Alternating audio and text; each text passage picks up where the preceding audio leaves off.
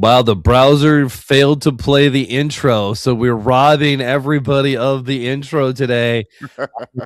Sorry, but that's okay. Welcome to Bat Signals from the Yes, multi sir. of Facebook and YouTube Live podcast, shining a light across Gotham, Marvel, and the infinite chaos of the comics, movies, and pop culture. Each week we fired the signal and talked to comic signal to man, you know what? It is what it is. We're just going into this. Apparently You just no gonna talk get to good. it? I have had way too much Mucinex and Advil allergy and Dayquil in my bloodstream for the week. So you know what? We're gonna go into my favorite part of the intros.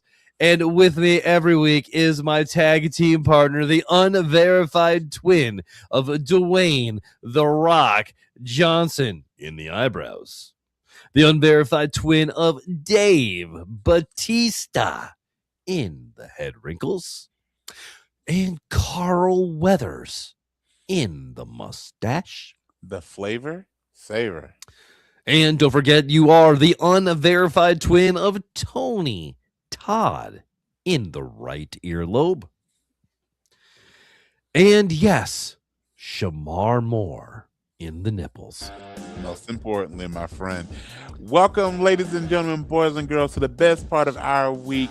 My name is Brian S. Dennis. With this week, the S stands for Paradise, and we'll talk more about why that is this relates to our topic of the week, my friend. So let's get to it, brother. How you been? Right. How you been? You know, I've been good. I think I'm finally getting the cold done with me. Okay. I kind of starting to feel like I'm back to myself, and Gotcha. you know, I still like I'm at that stage where you wake up with your throat kind of like, you know, Yeah. and then like 45 minutes later you're good to go. So I think it's finally worked its way through. How about you, man? You know what? That's the hazard of getting older. So about 2 weeks ago, I was actually, for my day job, we were going to do a week of training. So my kid had come home from work. He was fighting the cold, but he did the whole isolating in his room thing, just trying not to get the rest of the household sick. Everything was cool. He's on the mend. So Monday night, my gig at work starts on Tuesday. So Monday night I go to bed. Everything's cool. Roll over about 4 o'clock in the morning, and my nose felt like the weight. You remember Rikishi? He'd do like the stink face. Yeah. Felt like that. Felt like just some large object is sitting on my sinuses. And of course, going into multiple days, we having a talk. So I got one of those. Of course, the day after we're done, I felt like 100% better. Oh, of course. But I knocked that off in less than a week. I know you've been sick now for the past couple of weeks. Travel also doesn't help that. So again, I remember back in the day when you're like in your teens or early 20s, you could seriously catch like the Black Plague, and you take some Dayquil, and the next day you're fine. But now that you're getting older, a hangnail takes you down for like 3 days. Plus, you know what they say, right? That a man cold is the equivalent to childbirth. I was gonna say that. You beat me to it, but yes, as the strong men that we are, we both know all it takes is that man cold that's stepping on a Lego, and we're filing short-term disability claims. Absolutely. You know, I need traction. You know, we're getting all the medical notes in the world, and so it shall be. As so it shall be, sir. Awesome, Brian. What are we talking about today? What do we have on the docket? Well, you know, we're going to do our typical run and talk about our favorites. We're going to do some games. We're definitely going to chat about some wrestling, obviously. And today's topic of the day is our favorite current TV shows. Hence why the S for this week stood for Paradise, which when I was thinking about what are my favorite shows currently, I had to go back and what was my favorite show from the previous year. And it was without a doubt Paradise, which I'm also really excited for. We are roughly a month away from season 2 of Paradise. We are roughly a month away. I think I saw it drops February 26th. We're recording on January 25th, so we're right around that time frame, which I cannot wait. So we might be doing something special. We may jump on and maybe do some quick episode recaps. I would love that, man. We'll figure that out because Paradise was one of our favorites. It was so good, and it was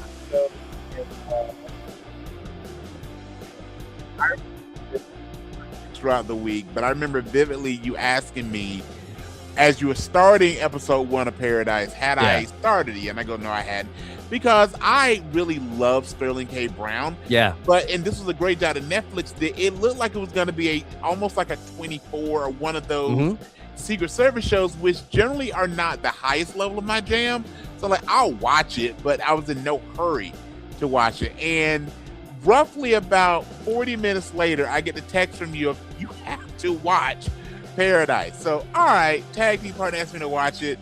Like an hour later, I started, and about 40 minutes into episode 1, I got what you were talking about. It is without a doubt a fantastic, great show, and that entire cast was so talented, so good, and I'm super excited for season 2.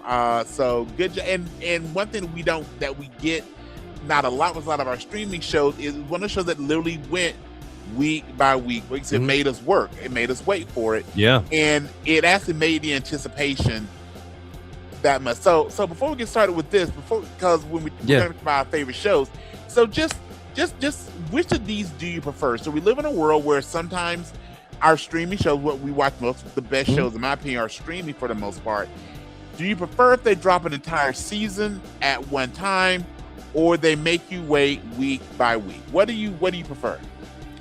I think it depends on the type of show, right? Okay.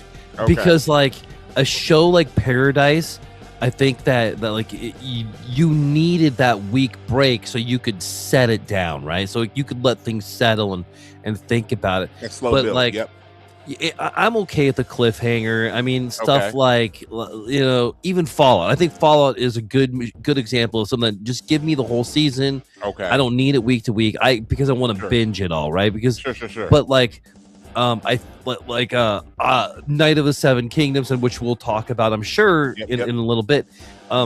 Like, I'm okay with that being week to week. I mean, like, I mean, I watched it 3 times this week, and like, I'm like, I wanted more, but I actually wanted more of the lore and learning those things. Right.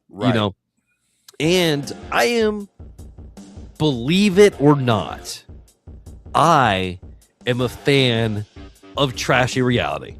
Yes. Yes. It is true. Yes. I know. It's sometimes I won't admit it. Usually on the second Tuesday of the week. But yes, I will say it here loud and proud. I am a fan of trashy reality like Survivor, Big Brother, and most importantly, Traitors. Have you started the new Fear Factor? I went to start it a couple times and got interrupted. All right, so we got Johnny Knoxville versus Joe Rogan, and it's in a house, right? Instead of kind of the old school version of it. Yeah. How is it? Well, I'm bad, but by bad I mean like a train wreck watching. Like, I want more of it. So like in this case, bad equals good. Okay. Yeah. All right. Okay. Fair. I've always wanted to have like an amount, and maybe this has actually happened, but I always wanted what I always wanted to do, and I don't watch nearly as much reality TV as you do. Not a judgment, it's something I watch a lot. But back in the day, I did watch a lot more of it. So the first several seasons of Survivor, I am a huge fan of The Amazing Race. Probably the reality show I watch most now is Dance with the Stars, which I was kind of surprised, but it hooked me.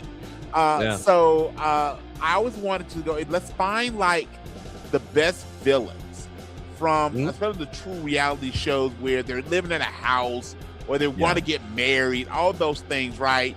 And drop them into Fear Factor and go. I think us as fans would love that if we took, you know, like Boston Rob and stuff from back in the day and make them have to eat sheep testicles. I think we would find that interesting.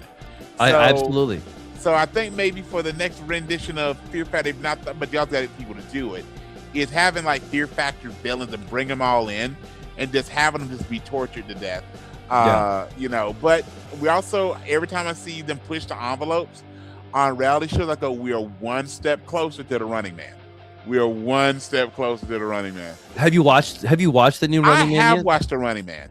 What did you think? Did you like it? It was hit and miss. There are parts I like. Okay. There are parts that I will say I like the beginning Mhm. more than the actual run. I love anything with Coleman Domingo in it, so I really like that. Glenn Powell is generally really good. It definitely got to it got to the point that it was kind of making fun.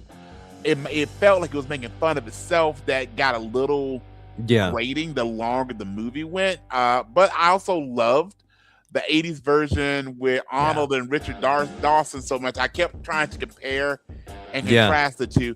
Not a bad movie, but it's definitely one of the ones I'm glad I caught on streaming versus going to the theater and watching. Yeah, I hear you, man. All right, are you ready to talk about our signals of the week? Let's do it, my brother. I'll let you kick off.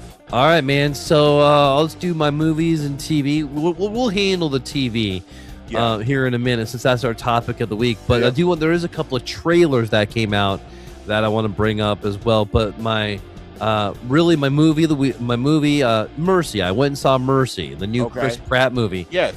And I gotta say, I went in thinking that this was actually going to be like more of a pro AI, because I feel like we were led to believe that, right? Okay, sure. That this is gonna kind of be like Minority Report, but only it's going to be all AI. Totally Minority Report feels. Yep. It's not.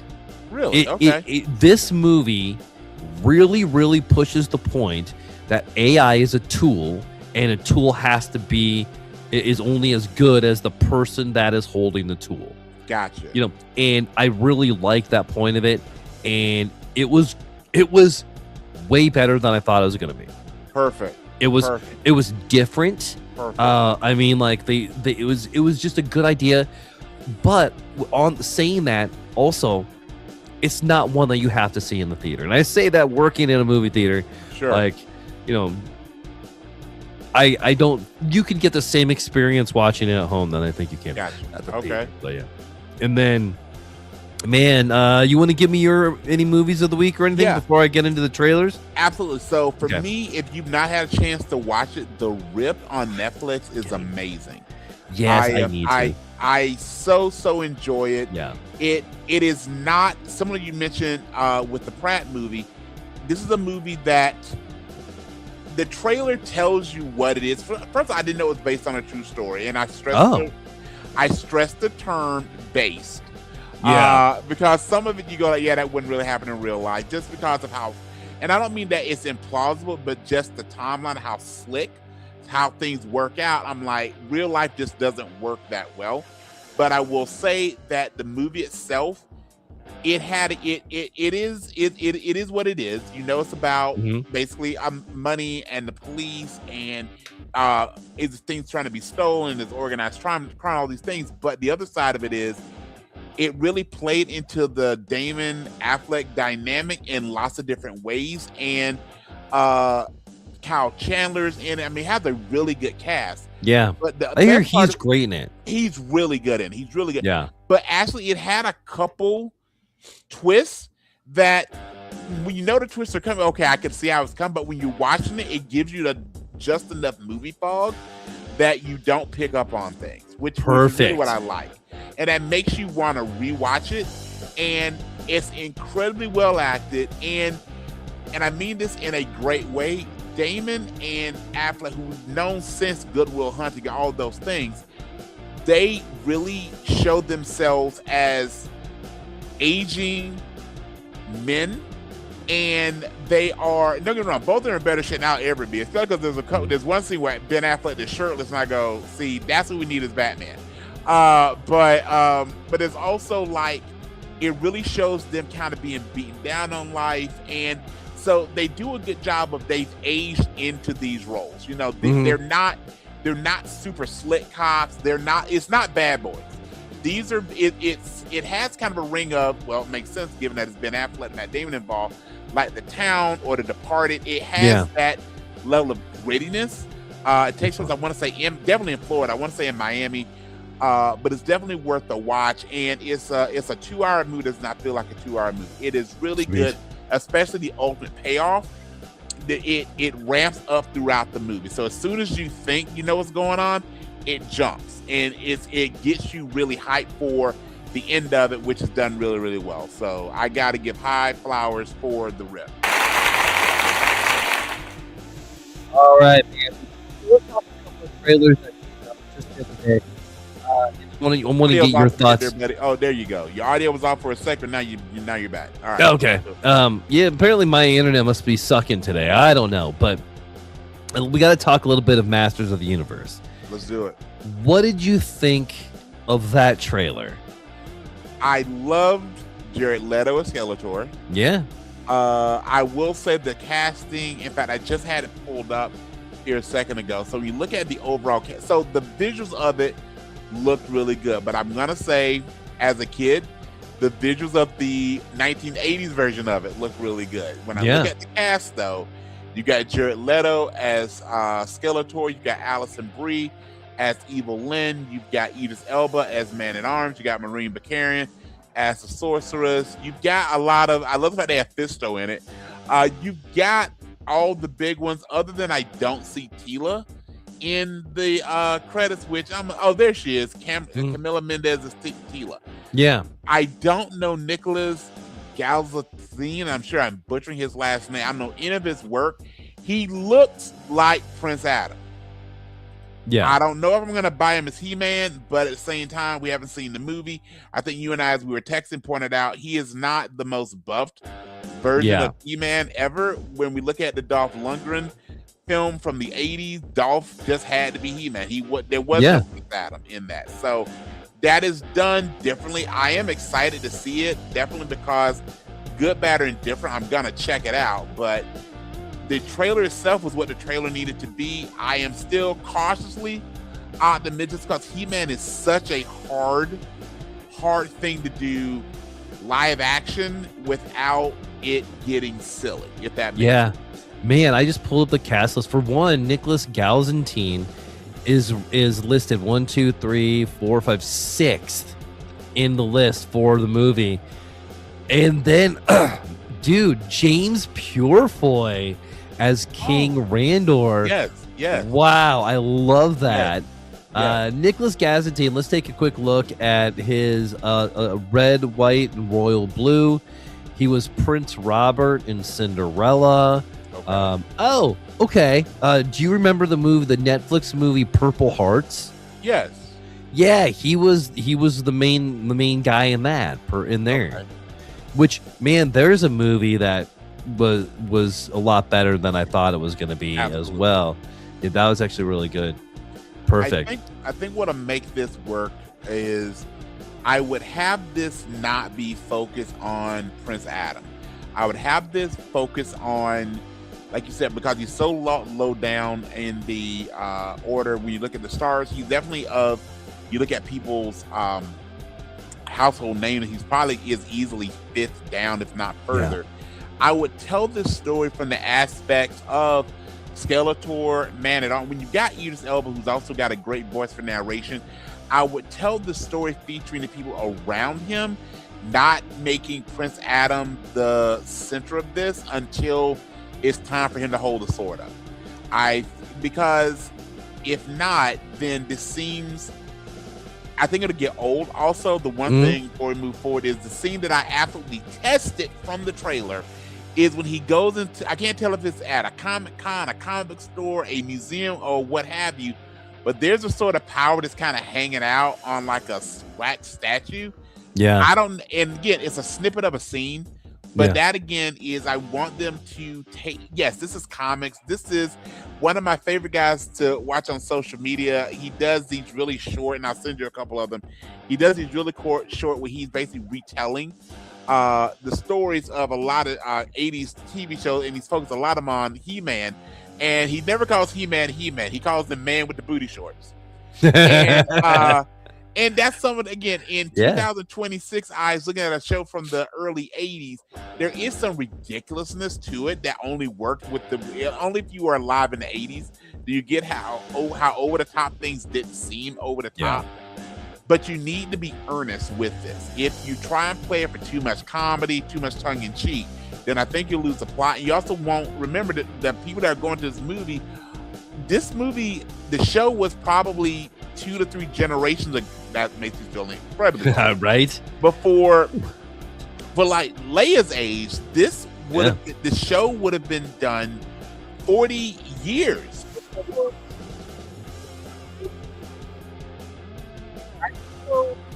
Kids that take it seriously, you gotta treat it seriously. So again, with that being said, that's why I'm cautiously optimistic. I'm definitely gonna be there opening night, but I really just hope we get a earnest telling of the movie of the show versus them trying to be funny with it.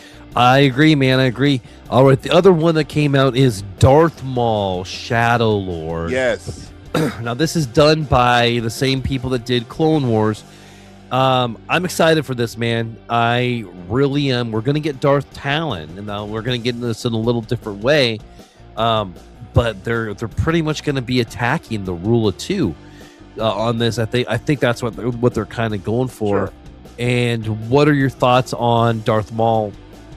I am extremely excited for this. So this one was, for all the things that I said existed in cautiously optimistic about Master of the Universe, I am incredibly excited for Darth Maul. Darth Maul is one of the better.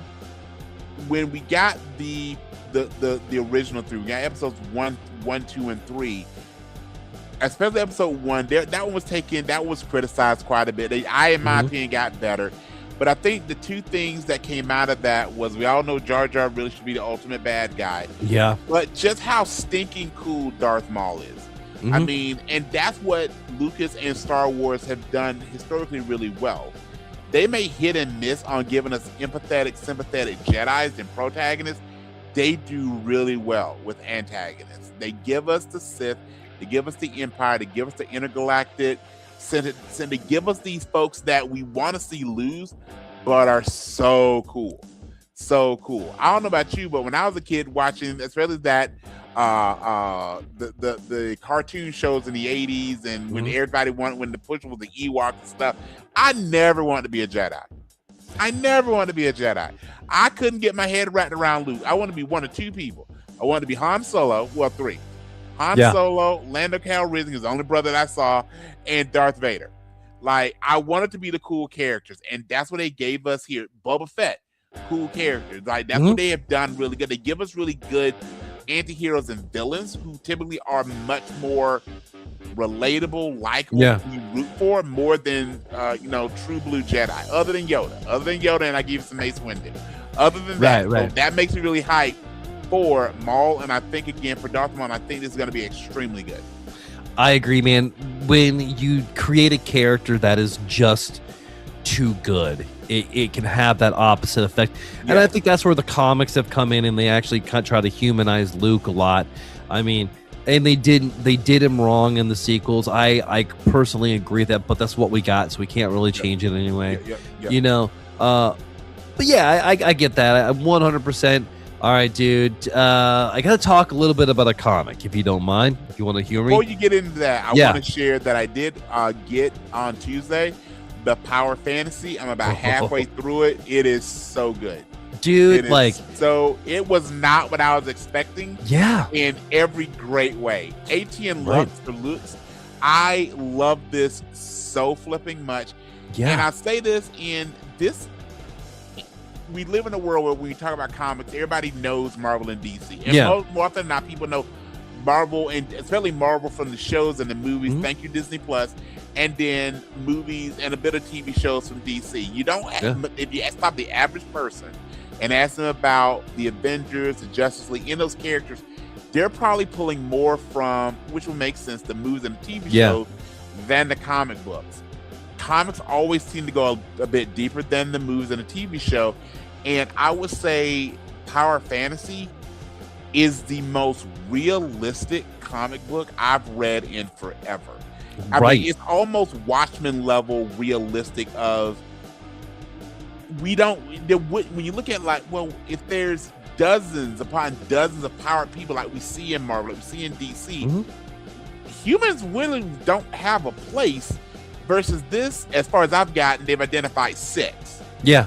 And that's enough to terrify the entire planet. Yeah. Yes. That is what would be realistic. Yes. That is exactly how it would work out. A great take on the superhero genre. Yes.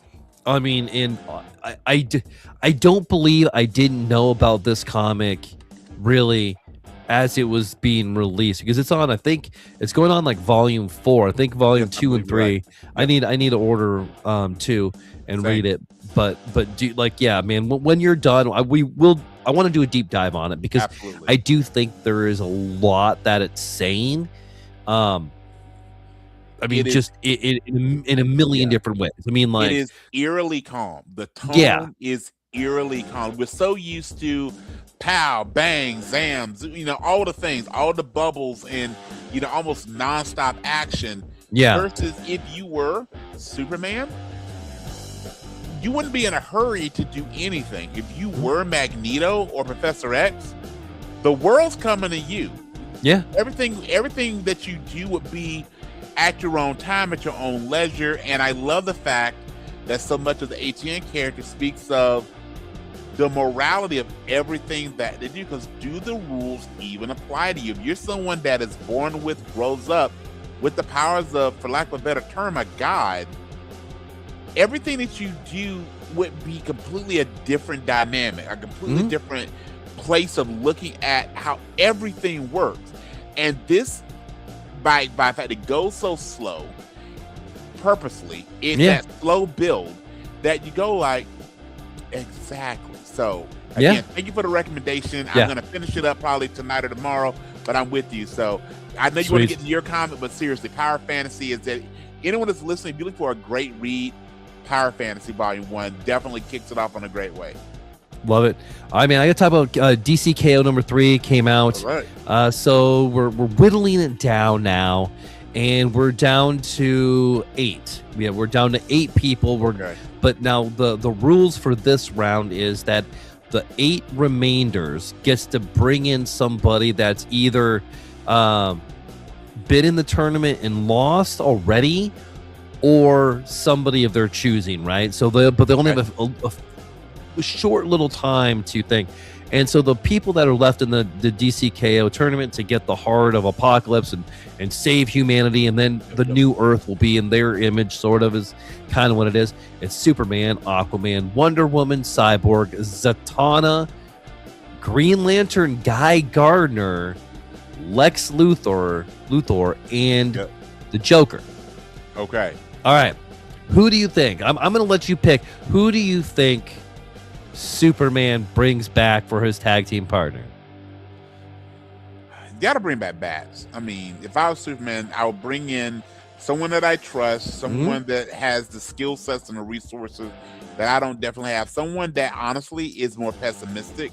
To see the moves going on the chessboard, I mean, I think it's an easy call. I bring back Batman. He brings in Shazam. And there's a reason why, and the reason why is amazing. So I'll just gotta kind of go through these. Aquaman brings in Hawkman. Are there any child labor laws with him bringing in Shazam? I mean, yeah, absolutely. Absolutely. Wonder Woman tags with Big Barda, which is awesome, by the way. That by itself is a win right there. Yep. Cyborg, it brings in Connor Hawke. Okay. Zatanna brings in John Constantine. All the stories John can tell. All right. Yep. Guy Gardner brings in Hal Jordan. Yeah. Lex Luthor brings in Supergirl. Really? Yes. Okay. And there's a reason why he does that as well. And then the Joker brings in...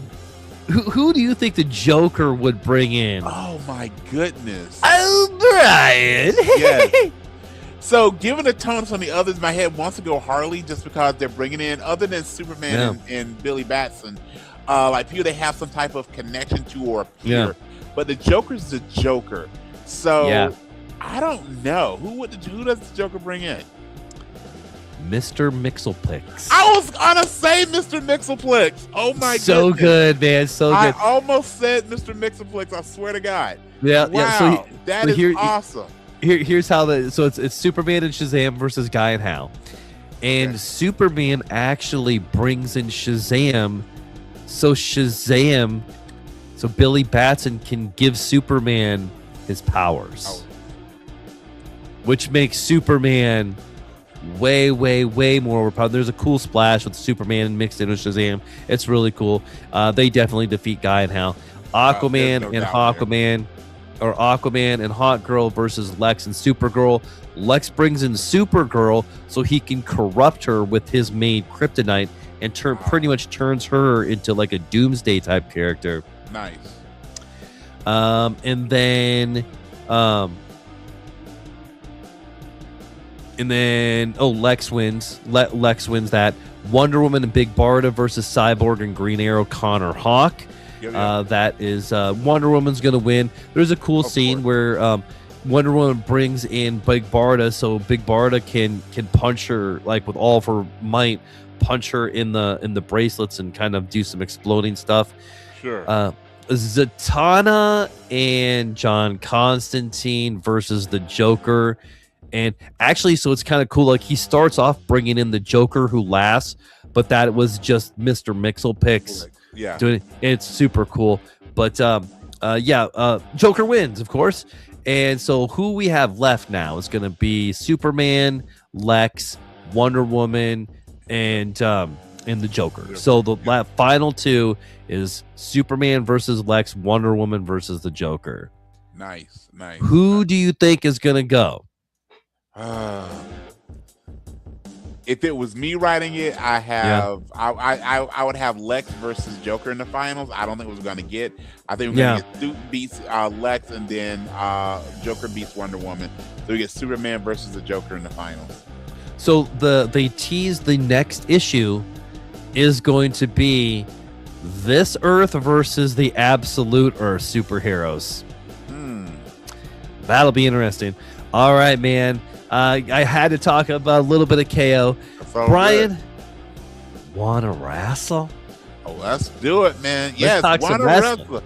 So there's a lot to talk about. There's a whole lot to talk about, especially because we are 6 days away as we're recording from the Royal Rumble in Riyadh, Saudi Arabia. Taking all the things about that around, we are firmly into WrestleMania season. Yes. And setting up who will challenge for the top titles in the land. Yes, we are part of the WWE, the organization that has 4 world titles between the men and the women's divisions, but we don't let that stop us. We still dig it. All right. Yeah. So yesterday, as we were recording, we had the first Saturday Night's Main Event of 2026, and I'm just going to run through the card with you really quickly, and then we'll just talk about our thoughts of it. So first off, we had what should have been a match between Cody Rhodes and Jacob Fatu. That was a match that didn't happen. Instead, we got roughly a 20-minute brawl between Cody and Fatu going all over the arena in Montreal. They beat up each other. They beat up security. They fought through the fans. They did all of it. Cody actually took someone's drink and spit it on Fatu. You got to see maybe a little bit of heel coming out of Cody a bit. We haven't seen in a while.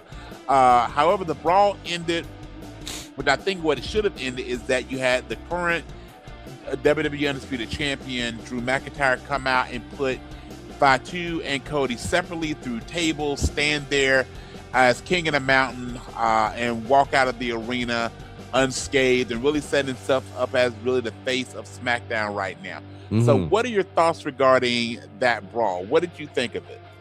So I unfortunately didn't get to watch it because I was working last night, but I did see the clips. So I don't think we're going to get a triple threat out of them anytime soon.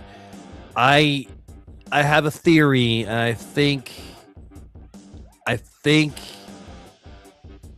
we say now, or do we wait till we talk about Royal Rumble? No, go for it. Go for it. I think Randy Orton's is gonna win the Royal Rumble, and I think he's gonna fight Drew McIntyre for it. Okay. But before that, I think Sami Zayn is gonna get a shot at Drew, but I don't think he's gonna win. All right, so I'm gonna run through the rest of the card then, and just kind of give some updates. So, what happened next after that? So let me say this: if you get a chance to watch, you should. This was probably the best Saturday Night's Main Event since the relaunch. I mean, usually when we talk about Saturday Night Main Event, there's one, maybe 2 matches that you will feel are pay-per-view quality. Others you will see on Raw, you see on SmackDown, but it's cool that we can see it on a Saturday night and they have the throwback atmosphere of Saturday Night's main event. And this one for the, well, technically 3 matches and the 1 brawl. All of these were done so well. Next up, we've got the women's tag team title match, which was Rio, which is the team of Rhea Ripley and Io Sky, defending against Liv Morgan and Roxanne Perez. This, again, was an incredible match. This is one of the better tag matches I've seen, regardless of the gender of the competitors. We wound up with Rhea pinning Liv Morgan with the Riptide. But in the middle of that, we had Raquel Rodriguez come down, interfere. That got Stephanie Vaquer to come out. They had a pull apart. They had really, again, showed 4 women who are all really talented. And I came out of this without any doubt knowing that Liv Morgan is winning the Royal Rumble. She was the breakout star from in-ring performance. The fans always erupt the most when it comes to Rhea. But Rhea's also a baby face. They erupted equally for Liv Morgan. She looked the part. She does all the things. And I remember when Liv Morgan was coming up from NXT, no way would I think this woman would be, in my opinion, one of the best women wrestlers in the world right now. She, from promo to in-ring ability to facial expression, all the things she does. And so they got to have her win the Rumble. And then it's just a matter of, does she challenge Jade Cargill or Stephanie Vaquer, assuming that both of them are still champions when it comes to that. Then next up, similar to the John Cena AJ Styles match from a few months back, we had Shinsuke Nakamura versus AJ Styles, and this was similarly really a love letter to professional wrestling. Nakamura and AJ go all the way back to New Japan. I love the fact that WWE mentioned their history. AJ Styles came out wearing a mask, which is what he did when he feuded with Nakamura back in New Japan, when AJ was part of the Bullet Club and Nakamura was part of a group called Chaos. They went back and forth. Styles won the match. You knew Styles was going to win that match going into his match with Gunther, but both men came out looking incredibly competitive, really incredibly well, and they had this really cool shot at the end of the match after AJ's won. Both men are on their knees, just exhausted, and did a fist bump in the middle of the ring, and it was just a cool spot. So I'm going to come back to that here in a moment. And then the main event was Sami Zayn, Damian Priest, Randy Orton, and Trick Williams in a fatal 4-way. The winner of this match is going to challenge McIntyre at the Rumble. Sami Zayn pins Damian Priest, so Zayn actually will challenge Drew McIntyre at next week's Rumble. So 2 quick thoughts of it, because the Rumble will happen before we record next time. So I just have really, I guess, 3 questions regarding the Rumble. First off, do you think AJ loses to Gunther, or do you think AJ defeats Gunther? Does AJ Styles, is next Saturday, is that AJ Styles' last match? No. So we know in reality this is his last year. He stated that, but year just means sometime in 2026. Do you think it's done at the Rumble? No. Okay. No, I think he's going to win, or in some way he can lose but still go on, which with whatever, however they want to do it. Okay. You don't think Gunther? No. And they haven't said if it has to be pinfall or submission, so maybe Gunther gets disqualified, maybe there's something happen, but you don't think that AJ loses. Okay.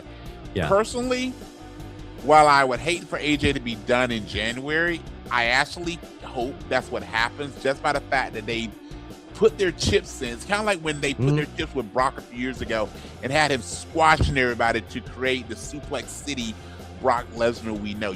You just had to, if you're gonna do it, you got to do it. Yeah. So they put him over Goldberg. They put him over Cena, whether you like it or not. And we didn't like how that match turned out, but they've given him 2 things that he can lord over anyone. That he retired Goldberg, he retired John Cena. To lose that momentum by not defeating AJ Styles and retiring AJ. So again, while I would hate for AJ to be done when we could have another year celebrating AJ Styles, I think if you, for the sake of the gimmick and all the things that they're doing with Gunther, you got to put him over. All right. Second question. So we know we're going to get Sammy versus Drew for the championship. Yeah. They've talked a lot about Sami Zayn wants to be world champion. They keep bringing this up. Do you think there's any chance that Zayn defeats Drew McIntyre at the Rumble for the No. championship? Neither No. I think I think that Drew needs to hold on to this at least until WrestleMania. Okay, fair. Or if he's gonna lose it, he's gonna lose it from somebody bigger than Zayn. Fair. And had he not been had he not taken so long for him to put the title on him, wrestling away from Cody, had he not had to deal with WrestleMania a couple years ago where he defeated Seth Rollins but was immediately cashed in on by Damian Priest, and he went back and forth this feud with Punk. This seems like this is a bit overdue. He had a couple really good runs as champion, but they were during COVID, so he had 2 title reigns as world champion and no one knew, with nobody literally in the stands. So you do feel like he does need to at least get it to WrestleMania, but it also goes, well, what do we do with Sammy here? And then my final thought, my final question, which you already answered, but I'm going to just get it official for your record. Yeah. Who do you see winning the men's Rumble? Okay. Randy Orton. All right. Go ahead. Man, I don't have reasoning though. I feel like he hasn't been winning a lot, but the dude looks like a monster right now. He and AJ, they've gotten, I mean, seriously, I don't know if they're drinking yak's milk or what, but those two, and both of them have always been in fantastic shape, but both of them who have got to be in their 40s, late 40s at that, they both just look in phenomenal shape. Absolutely. Yeah. I'm thinking Randy Orton's going to win. Okay. And dude, I'm sticking by Chris Jericho's returning. All right. I'm sticking to it, man. I can see it. I want it. I'm putting it out into the universe. Yeah. So, and hopefully the universe is looking. I want to break down some walls. Could you imagine the pop? Even though again it being Saudi Arabia, could you imagine the pop of if it is Jericho? I wouldn't start it with him just because the Rumble's a long match and we want Jericho in there for a while, even though Jericho's in better shape than I am. But can you imagine at some point again that Jericho countdown and then you hear break the walls and then he comes out? I think he should be the first one in. Just start it off with the countdown, man. Can you imagine that? Like, can you imagine like all of a sudden? I think Barry would have started. I just would go like, he's not going to be in it for very long. He's not going to win. No, he's not. Nobody coming back is going to win that I can think of, right? No, I think the closest we ever had was when AJ debuted at the Rumble. He had a really long run, but he didn't win. So, and at some point that will happen. At some point, someone's going to debut at the Rumble and win. You know what? I think I think Batista. I think when Batista came back, we knew he was coming back, but I think Batista's, return after he did win the Rumble, but again, we can fact check that later. Yeah. So with that, then for me, the men's winner is, I'm going with the Tribal Chief, the OTC. Okay. But who do you see women in women's Rumble? I've said before. I'm with you, man. Liv Morgan. Liv as well. All right. Yeah, Liv. I think that's the overwhelming one. Yeah. Yep. Absolutely. Yeah. I think barring, and I do believe Bianca Belair will be back probably for. It wouldn't shock me if Bianca's back for the Rumble, but I see Bianca, especially with Jade as champion. I don't see Jade losing the title before WrestleMania. I see Bianca coming back and winning at Elimination Chamber to challenge Jade, and Liv winning and challenging Stephanie Verker. All right. With that, sir, you ready to go through our favorite shows currently? I am. But before that, we have. I want to know, Brian, what is your Mount Rushmore of TV shows? What is Brian S. Dennis's Mount Rushmore of TV? Okay. So are we meaning any and all TV? Any and all for this one. Okay. All right. So for me, my Mount Rushmore would be the shows that I could watch over and over, and as my family will tell you, I do watch over and over again. So first off, I gotta go The Cosby Show. meant a lot to me as a kid growing up in the South, seeing just the representation of African American family. We all know all the stuff that has happened with Bill Cosby, the person, but Bill Cosby as a person on a show and what that Cosby Show meant to me, absolutely got to give it up to the Cosby Show. Secondly, I got to go Night Court. So Night Court, which is on Prime now, I literally probably watch Night Court every day. I just always love the show. I love the dynamics of the characters. That's what made the relaunch of the show somewhat disappointing. I think they tried, but it just wasn't the same. And again, some things need to stay where they're at. Third up, I'm gonna go. My next two are gonna go animated shows. So I'm gonna go The Boondocks. Again, just a fantastic show. Aaron Magruder. Again, another show that I watch a lot. My son probably watches it equally as much, if not more, than I do. And then lastly, when we mentioned Masters of the Universe earlier, for me, there is truthfully the one most powerful sword, and it is not the Sword of Power. It is the Sword of Omens. So my fourth show on my Mount Rushmore has got to be, that's why it's my background when we do this podcast, the Thundercats. Awesome. Do you think we're going to get a live action Thundercats if Masters of the Universe is successful? I don't want a live action. I want an animated, just because I think it'd be really hard. The difference between Masters of the Universe and Thundercats is, barring Skeletor and a few characters, while they're from Eternia, they look human, right? Yeah. So doing that as live and in action, the Middle Ages. Yeah. So that to me, you can make a Game of Thrones, you can make all these, you can make, Lord of the Rings, you can make all these things that, again, you're updating a few things there. Versus with Thundercats, by the fact they're anthropomorphic cats, and that's the whole deal. Doing Mumra, I think you could do a live action Mumra. I really think we could do that and it'd be okay. I think trying to do the Thundercats justice without it honestly being a little creepy, I think would be hard to do. You look like the Cats movie that came out several years ago. Yeah.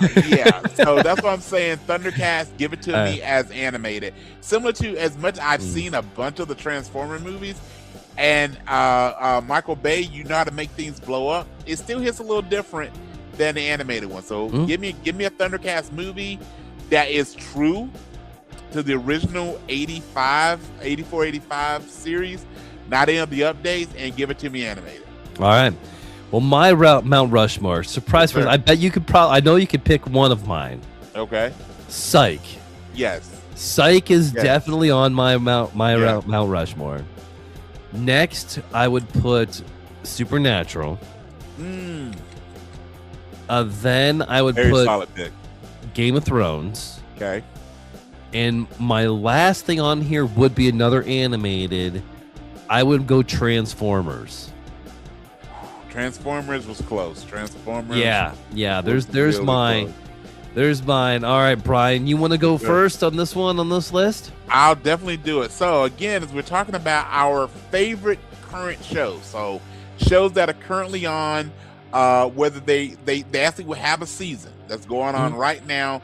And I think it's perfect time because some of the shows that were on hiatus over the holidays are dropping now and over the next few weeks. Yeah. So I'm going to go 10 through number 1. So my current favorite shows at number 10 is the DMV.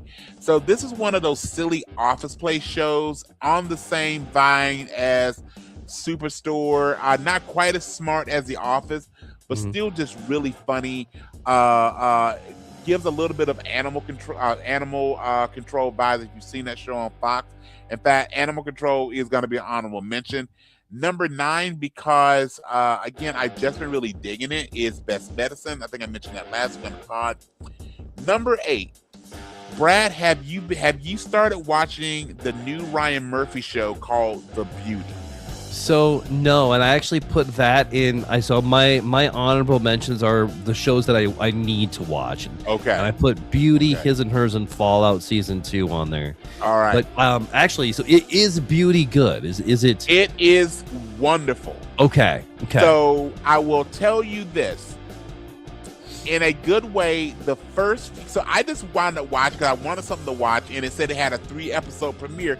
Well, if you dropped me 3 of them, I just watched the first 3. I didn't even look to see who was behind it. And when you first watch it, you get about midway of it, you completely get this has got to be a Ryan Murphy show. But it is all the vibes that of the first few seasons of American Horror Story.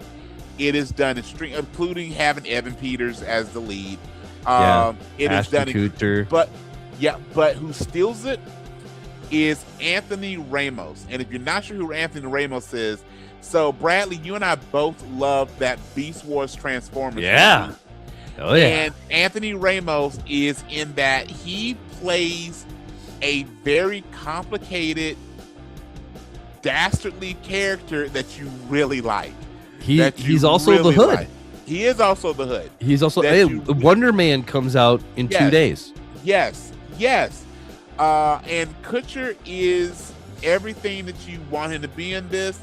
I reading about it's actually based on a comic book called The Beauty. I haven't looked up to see if I can find it, but it is done extremely well.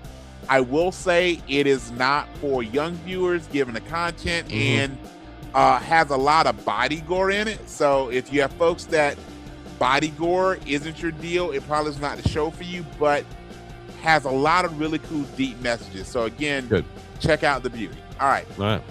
Number 7, Ghost. I've loved Ghost since it dropped a few years ago. It is fantastic. It comes back the middle of February. Well, I think after the tail end of February. So Ghost is really good. 2 shows that I am a big fan of on regular TV as well. High Potential and Will Trent. I am hoping for some type of crossover between High Potential and Will Trent. I just think that just works really well. Next up, we got Percy Jackson and the Olympians. You already said that's done now, right? The season is done. Yep, okay, I haven't. I'm 2 episodes down still. I need to get on that. So good. Fallout, as you mentioned. So Fallout season 2 to me is better than Fallout season 1. I really love season 1. But Fallout season 2 is fantastic because we're learning more about the ghoul character, both and specifically pre-Fallout.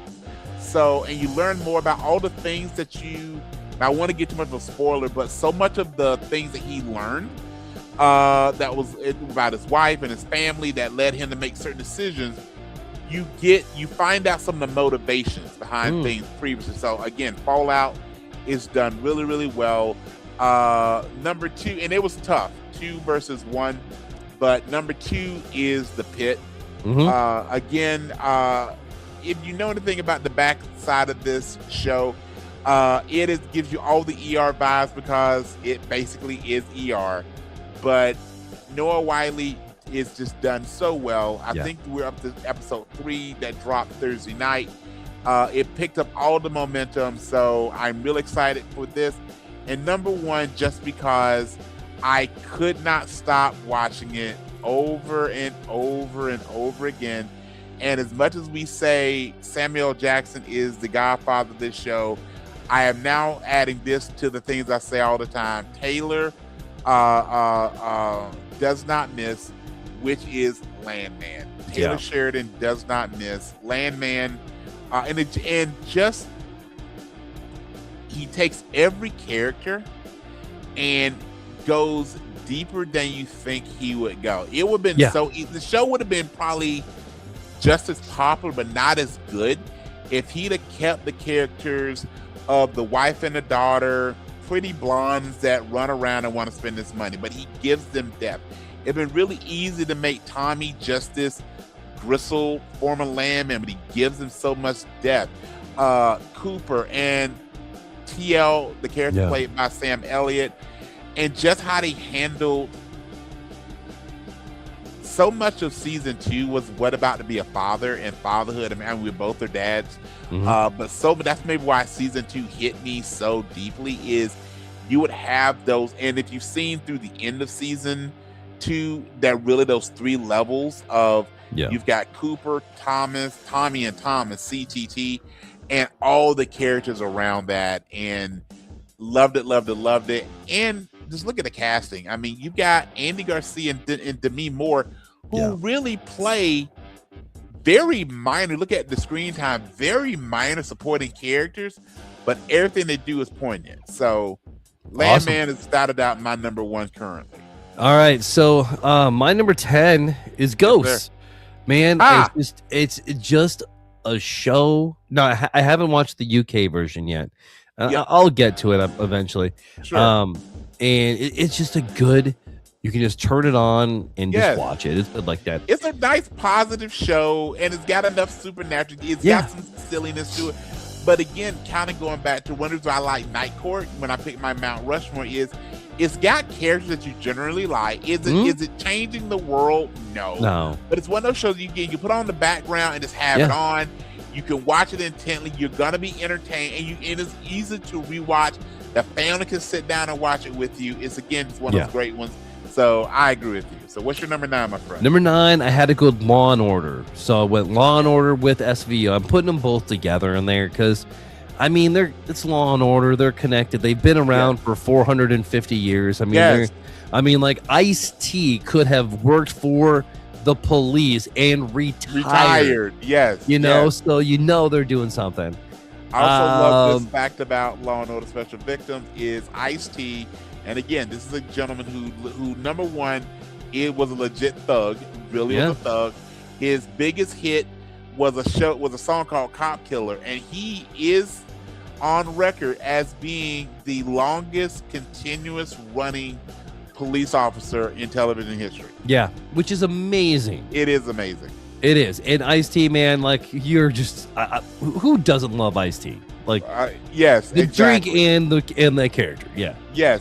I mean, it's so great to watch. You'll see things where Ice-T or Snoop will show up, and you see at this point you have reached a certain echelon of celebrity and stardom and pop culture awareness that none of these folks who love you have ever been your target audience.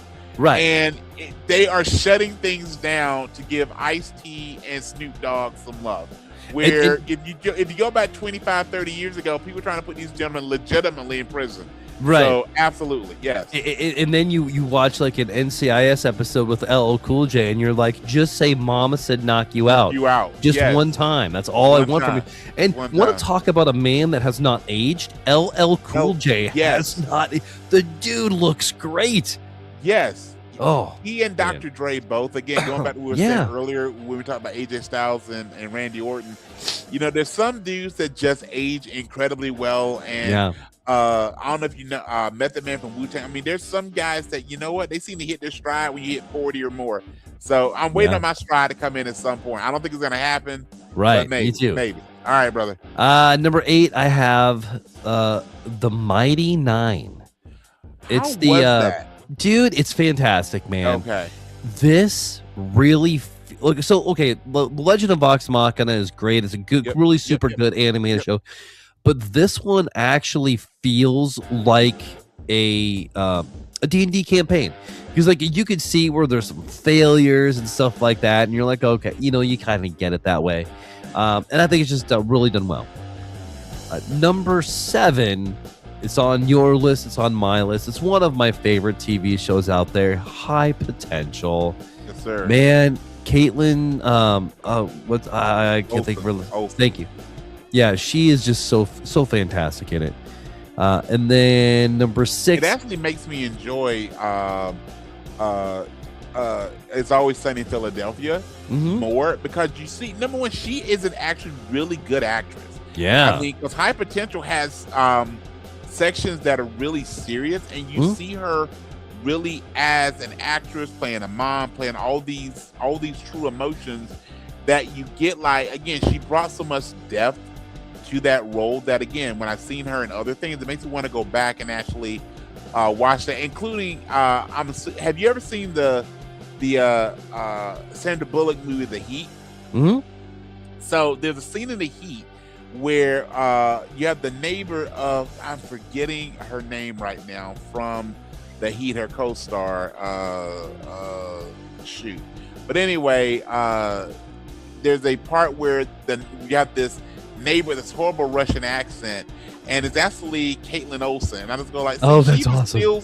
She steals like any small scene she's in. So I get you there. High potential, brother. Dude, all right. She could pull off Power Girl. She could. She'd be a really good casting too. She could. Yeah, I mean, it's already cast, but right. Like, we'll see what Car is anyway. And then, I alluded to it. I am a big fan of reality trash. Yes, sir. So number 6, I have to do Beast Games, man. Beast Games. Yep. You know what it is. I'm not gonna go into it.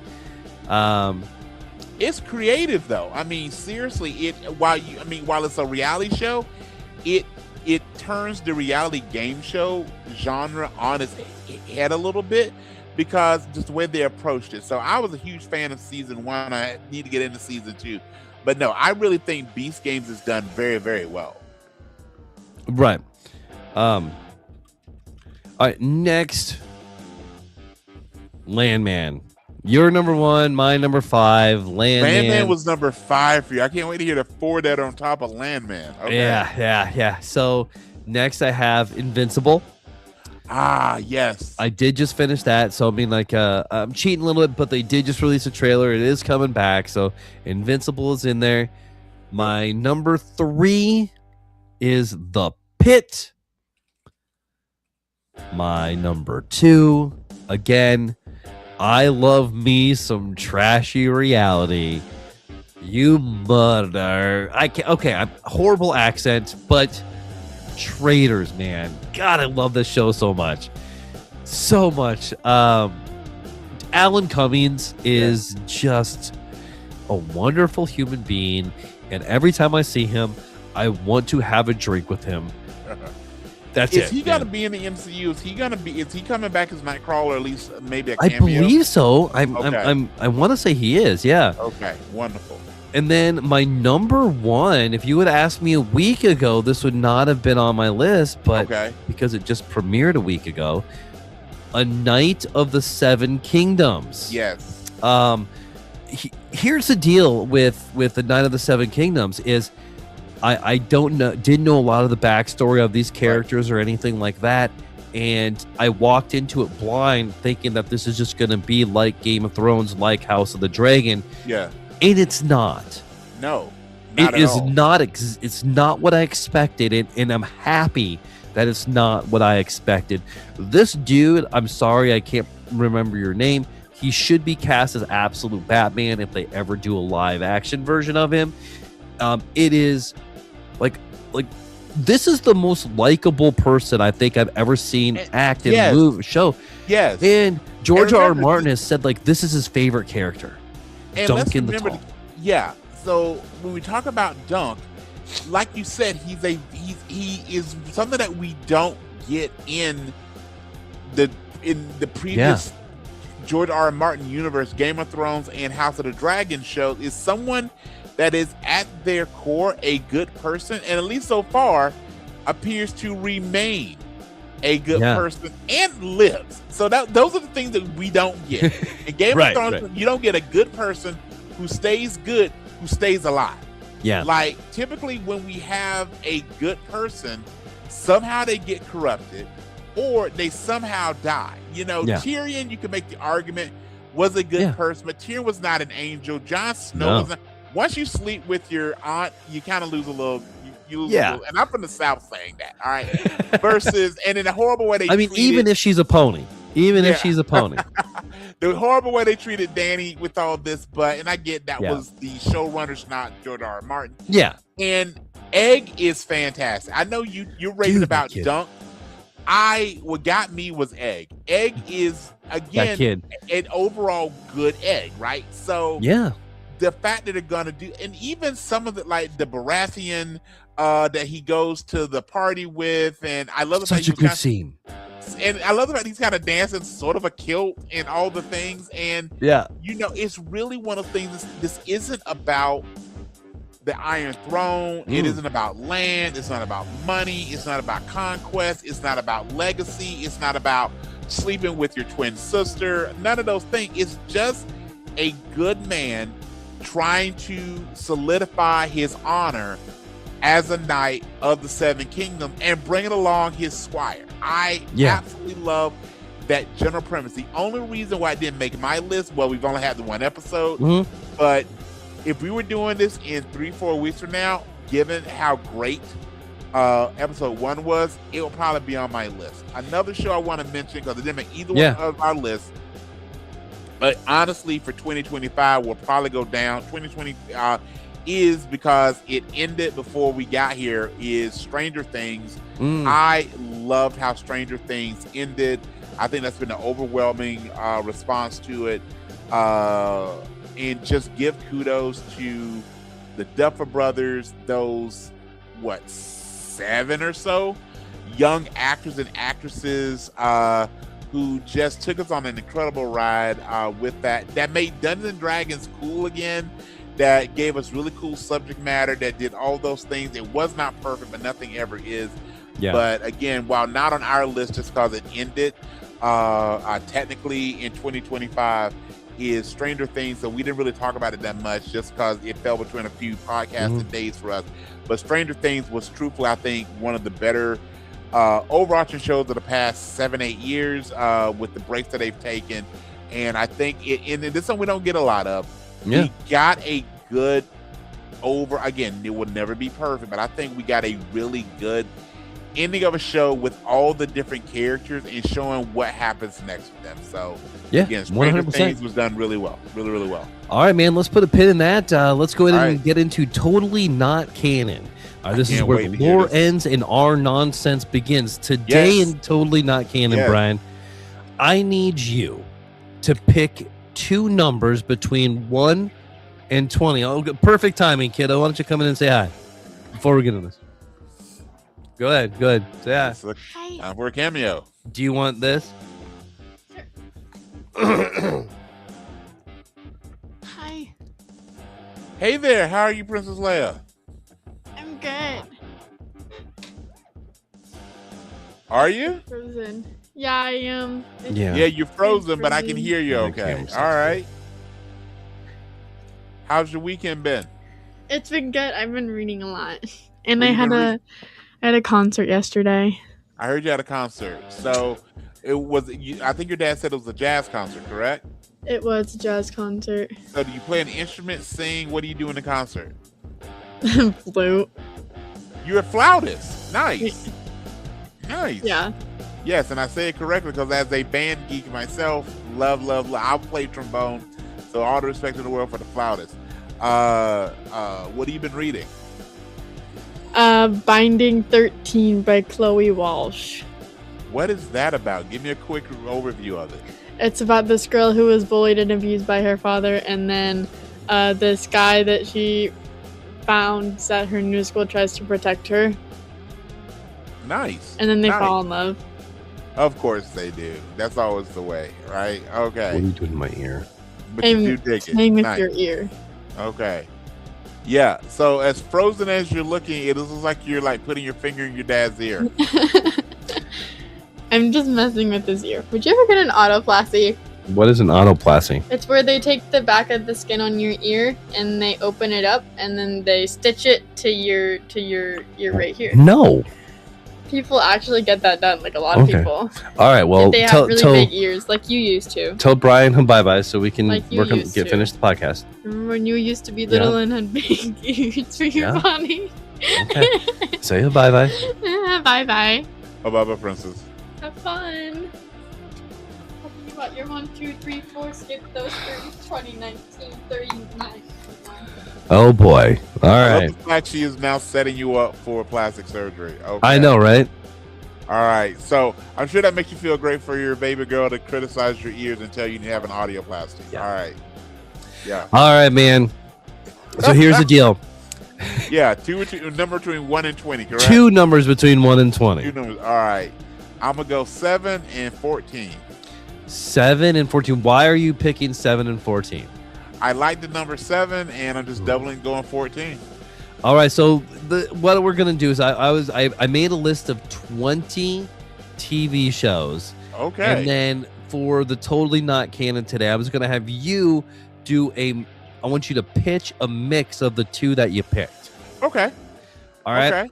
And you could have picked Psych, Breaking Bad, Lost, Game of Thrones, Doctor Who, Okay. Scooby-Doo, Flintstones, or even Johnny Quest. All right. But you didn't. Okay. You picked Cobra Kai. Okay. Okay. Yep. And The Mandalorian. So Love this one it. should be pretty easy. This one should be pretty easy to go. I mean, like, yeah. Yeah. Okay.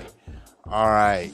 Well, quite simply, if I'm going to do amalgamation of Cobra Kai and The Mandalorian, then we simply call the show The Way. Yeah. And when you have Cobra Kai and The Mandalorian, what we find out is in a galaxy far, far away and a long, long time ago, we've established the way. As we have the Mandalorian who travels across time and space to discover what has happened with the way of the Mandalorians. He now has seen the Mandalorian path, the Mandalorian way. Their guide to all things has been integrated and corrupted as a martial art in our world. So as he brings Grogu with him across time and space, the Mandalorian simply is trying to, again, show the way, to correct Cobra Kai, to help the students understand that this is the true path that we develop here. Along this pathway, they begin to develop their skill set, and even as they're preparing for the coming battle, which has driven the Mandalorian to crowd across time and space, we see the various students of Cobra Kai getting the Beskar armor. Can you imagine how badass that would look with the bonsai tree or the yin yang or a dragon built into the Beskar, as they are there to defend Earth and the overarching galaxy and follow the way as outlined by the Mandalorian? Well done. You know what? Went pretty quick. Let's do one more. All right. Give me two more. I'll go with 2 and 13.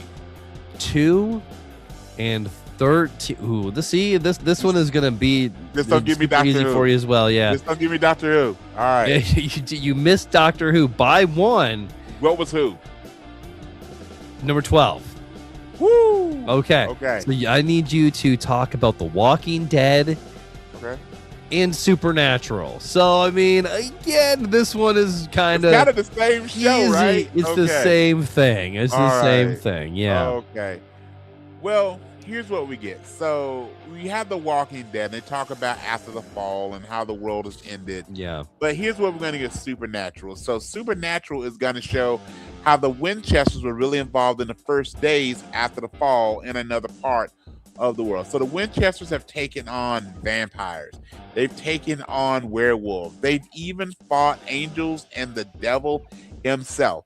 But what will happen when the Winchesters actually have to face off against the Walking Dead? And I will play it out this way. So as we have episode 1 of this, and we see the Winchesters encountering the Walking Dead, and Sam and Dean do what Sam and Dean do, and they fight off the zombies. They're walking back to the car. Things are going well. They're preparing for it. And right as Sam reaches to, as far as Dean, is how I play it out. Dean is reaching to drive, and Sam's going, "You should let me drive." And Dean goes, "You'll drive over your dead body." We see a zombie come out and bite Sam on the wrist, and that is the end of episode 1. So now we have seen that Dean now knows that Sam has been bitten. We will not get the Winchesters who will overcome everything as they fight the world within the Walking Dead. We actually will see episode 2 and maybe even episode 3 of Sam working with Dean to try and establish and fight off the zombies before his turn. And we will have it be the end of episode 3. We'll split over 2 episodes of all the characters from Supernatural, including Castiel, being there as Sam begins to turn. And we will have this. Instead of Sam killing himself, which is what we see in most of The Walking Dead, Castiel is there. And Castiel explains, if you commit suicide, I can't take your soul. So Dean has to watch and allow Sam to turn. And then as Sam turns, Dean kills him. And the last scene we see is Castiel ascending with the soul of Sam Winchester. I love it, man. Great job. And then Dean does the rest on his own. But now Dean's really pissed off, right? It's almost like he's and then becomes a super soldier. I was going to say, it's almost like he's a soldier boy. Soldier yes, boy. Absolutely. Yeah, that's right. Brian, you got a game for me. I do. So I'm bringing back the whole same plot, new characters, Yeah. because that was fun last week. We're going to see if you can pick up this one. And for those that are uninitiated, the same plot, new characters. When we talk about a movie that Bradley and I have definitely seen more than once, and I'm going to give you the plot of the movie, but I'm going to use it doing references from other films, other roles that the main characters have had in their filmography. And we'll see if Bradley can figure it out. So Bradley, are you ready to play same plot, new characters? I'm ready. This national treasure of a film features the search for Ghost Rider's sidekick in the ultimate den of sin. Throughout the adventure, we see Humpty Dumpty take a great fall, while Griswold's oldest child tried to make... I'll start over. This national treasure of a film features the search for Ghost Rider's sidekick in the ultimate den of sin. Throughout this adventure, we see Humpty Dumpty take a great fall, while the Griswold's oldest child tries to make the most out of an impromptu vacation. Inspired by Danny DeVito's mother and the face of an alpha team, this first volume of a Friday-based trilogy proves that there's truly something in the air tonight. Oh my gosh, man. This one's good. Oh, holy cow. I worked hard on this one. All right. Give it to me again. This national treasure of a film features the search for Ghost Rider's sidekick in the ultimate den of sin. Throughout the adventure, we see Humpty Dumpty take a great fall, while the Griswold's oldest child tries to make the most out of an impromptu vacation. Inspired by Danny DeVito's mother and the face of an alpha team, this first volume of a Friday-based trilogy proves that there's truly something in the air tonight. Dude. Want to take a guess? Yeah, I'm gonna take a guess. I'm gonna guess Natural Born Killers. Not Natural Born Killers, my friend. Okay. I'm gonna give it to you one more time. All right, give it to you one more time. Yeah. This national treasure of a film features the search for Ghost Rider's sidekick in the ultimate den of sin. Throughout the adventure, we see Humpty Dumpty take a great fall, while the Griswold's oldest child tries to make the most out of this impromptu vacation. Inspired by Danny DeVito's mother and the face of an alpha team, this first volume of a Friday-based trilogy proves that there's truly something in the air tonight.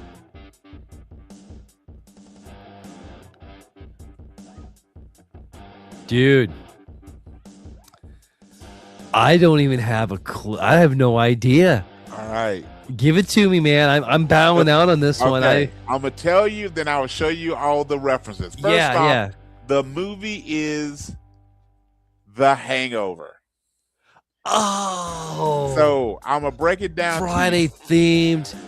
Yes. Oh, So here it is. So Justin okay. Bartha, who plays, so we see in the movie, so much of the first Hangover movie is their search for their friend, right? Yeah. So for Doug. So Doug is played by Justin Bartha. Justin Bartha plays the sidekick of Nicolas Cage in National Treasure movies, and Nicolas Cage plays Ghost Rider. Also, the first Hangover movie is placed where? Las Vegas, the ultimate den of sin. Yeah.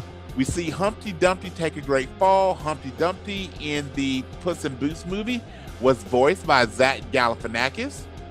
The Griswold's oldest child in the Vacation movie is played by Ed Helms, who plays Rusty, the Griswold's oldest child. Inspired by Danny DeVito's mother. So, Bradley, we've both seen the movie Twins, right? Yeah. In an uncredited role, the actress who plays the mom in Twins is Heather Graham.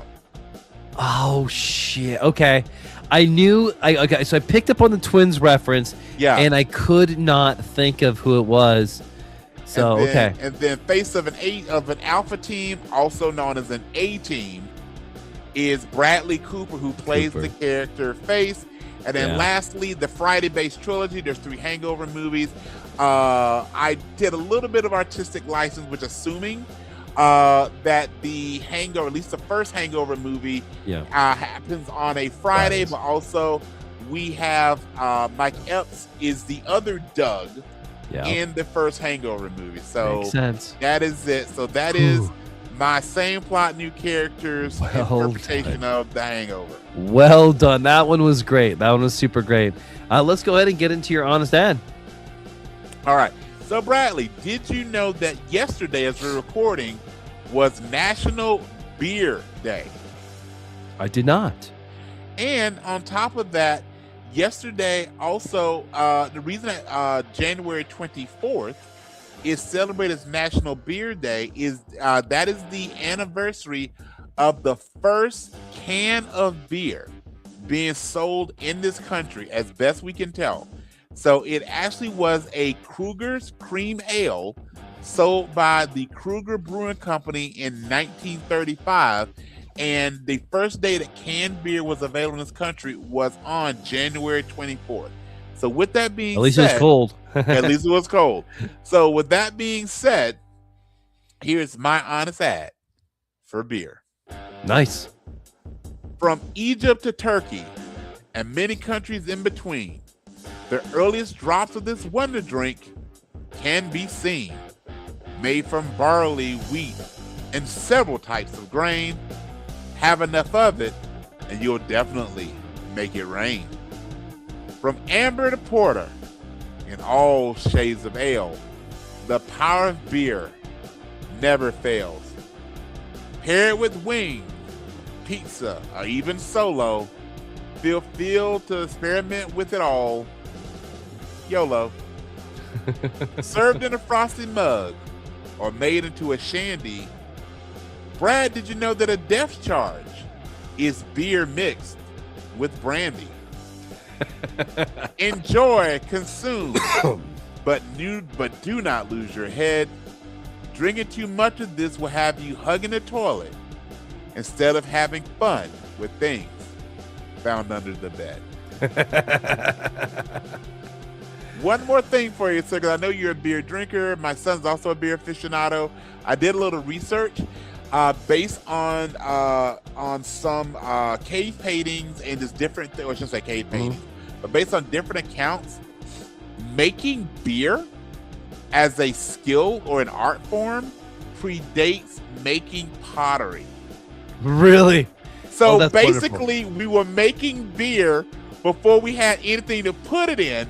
So possibly the reason that pottery was invented was to create cups so you could serve your beer. This is gonna live in my head canon for the rest of my life. Yes, this is true. So if you ever try to think of what has driven humanity forward, discovering fire, making the wheel. Equally as important is the invention of beer, my friend. That is amazing. All right. With that, man, what is my better than us human of the week? I got two of them. I got one. I got a kiddo lab because she had her jazz concert and she slated on that flute. And my wife, she's going through a little bit of medical things that hopefully turn out okay. So we're gonna call my wife Kaylee. Is a better than us humans of the week. All right, here's mine, and this actually is inspired by the Masters of the Universe trailer and the casting of it. So my Better Than Us Human of the Week, I'm going to go the celebrity route, is when I looked at that casting, one of the things that made me so excited for the movie, or at least cautiously optimistic, is Idris Elba. So Bradley, I'm just going to go through some of his brief filmography of so many of the films, movies, and just overall things that we love that Idris Elba's been. So Idris Elba is in 28 Weeks Later, America Gangsta, The Losers. He was in 28 Weeks Later? He is in 28 Weeks Later. He's General Stone. Again, American Gangster. He's in The Losers. Obviously, he's in throughout the Marvel Universe as Heimdall. He's in Ghost Rider Spirit of Vengeance. He's in Prometheus, my personal favorite of the Alien movies. He's in Pacific Rim. He stars in the Mandela movie as Nelson Mandela, a great movie you've never seen, Mandela, The Long Walk Home. He's a voice actor in Zootopia. He plays Shere Khan in The Jungle Book. He's also in Finding Dory. And then, as we know, he's also in Fast and Furious, Hobbs and Shaw, The Suicide Squad, Sonic the Hedgehog 2, all these great movies, and of course, upcoming The Master of the Universe. So that's not even touching all the things he did in Britain. So with that being said, I've got to give him his flowers. Better Than Us Human of the Week. I'm a fan, you're a fan. We're all a fans of the one, the only, Idris Elba. All right, man. Are you... Well, first of all, hey, share, do all those fun things. Brian, are you ready to close shop today? Let's do it, my friend. So, again, thank you, ladies and gentlemen, boys and girls, for joining us for the best part of our week, over the best part of your week. So before you go out into the world, first off, across this entire nation, it is extremely cold, frigid temperatures, and a lot of snow. So please be safe, stay healthy, and remember these words of wisdom from your buddy, Brad and Brian. Never give up, never surrender, and Goonies, never say die. Remember, never say it can't get worse. The universe will take it personally, and wisdom comes with age. Sarcasm, well, that comes a lot earlier. Bye-bye.